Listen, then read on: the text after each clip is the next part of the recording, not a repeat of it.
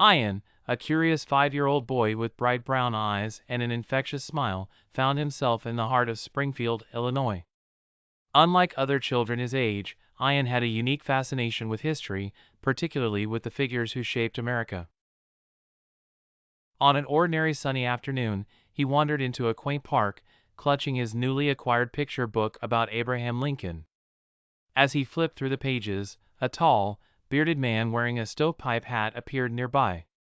It was Abraham Lincoln himself, stepping out of time for a brief encounter. "Hello there, young man," he greeted Ayan warmly. Ayan's eyes widened with wonder. "Are you really Abraham Lincoln?" he asked, his voice a mix of awe and excitement. "Yes, I am," replied Lincoln, kneeling down to meet Ayan's gaze. "What brings you here today?" "I'm reading about you," exclaimed Ayan, holding up the book. "Can you tell me about your life?" Lincoln smiled, his eyes twinkling with kindness. "I'd be delighted to, Ayan."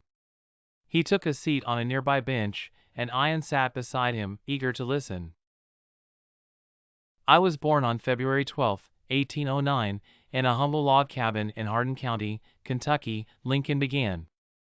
"Life was tough back then, and my family was very poor. We had to work hard just to get by."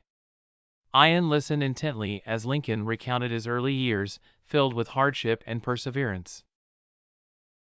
Lincoln did not have much formal education, but he had a deep love for learning. He often borrowed books from neighbors and read them by the light of the fireplace. "When I was a young man, I moved to Illinois," Lincoln continued. "I worked various jobs, splitting rails, working as a store clerk, and even being a postmaster. But I always had a passion for politics and law." "What made you want to become president?" Ayan asked, his curiosity growing. "I wanted to make a difference," Lincoln replied thoughtfully.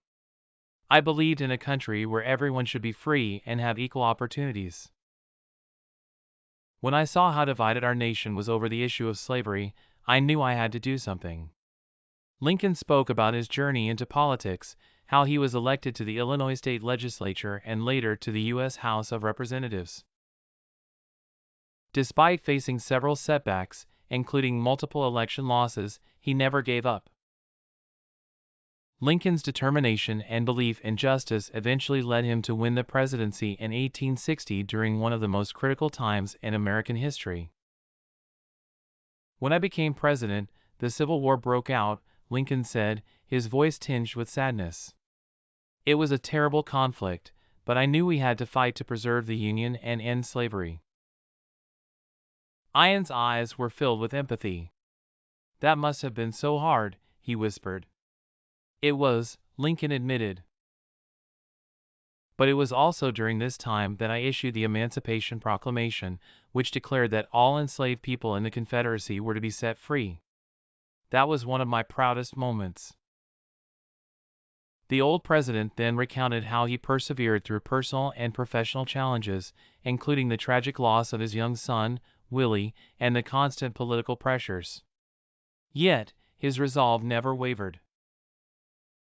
He spoke of delivering the Gettysburg Address, a speech that emphasized the principles of human equality and the importance of preserving the Union.